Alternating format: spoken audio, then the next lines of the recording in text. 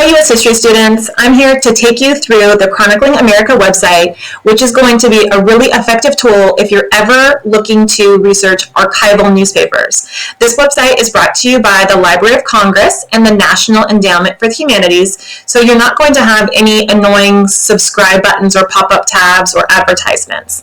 So let's get into this first.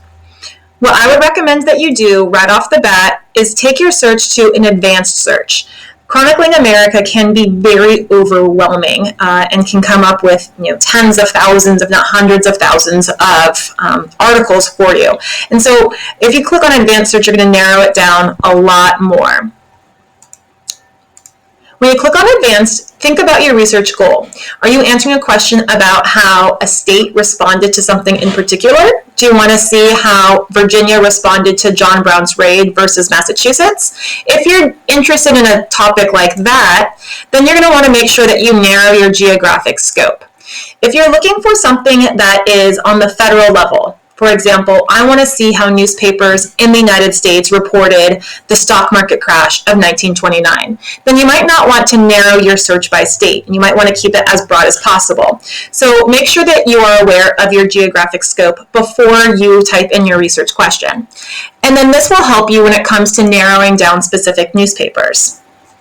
So for this research example, I'm going to pick California, and I'm going to pick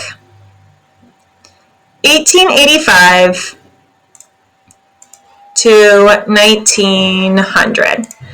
And I want to see how California reported the Chinese Exclusion Act. Now, I'm using this window right here with the phrase because if I used this one right here with any of the words, I would get any newspaper in California from 1885 to 1900 with the word Chinese or exclusion or act. So I might get a whole bunch of stuff about the Sherman Antitrust Act. That's not really relevant to my search terms. Here, if I did all of the words, I could find Chinese Exclusion Act, but it wouldn't be together. So I might find an article about the Sherman Antitrust Act, Chinese working on the railroad, and the exclusion of Irish immigrants. So I want to make sure that those are close together. I'm going to look at my search button. Perfect. And now I get a whole bunch of sources. Way too many to dig through. We have 436 results containing the phrase Chinese Exclusion Act and their default by relevance. And you could tell here when you examine these newspapers that this newspaper has a ton of red highlighted, and that red is all of the search terms. And you can see where the articles are found here. So in my interest, if I'm looking for a lot of text, I'm going to want to click this source right here. When I open it up, I can immediately see the sourcing. The San Francisco Call, which is from May 8th of 1900. So this is going to make it really easy for me to eventually cite my source if I'm going to use this particular source. I'm going to scroll in to where I see all of this text highlighted, and then I'm going to scan and see what's appropriate. Warning against Coolie natives and Japanese. Citizens in mass meeting ask protection from the influx of Asiatic hordes, an immediate enforcement of the Exclusion Act, and the restriction of Japanese immigration demanded by Congress. And then here I have an image to go along with it. Invasion of Chinese and Japanese denounced. I can go on to read this article. If this is too small, you can always scroll in. Now, when you're using this, you can scroll in. You can't highlight the text and copy and paste it as text.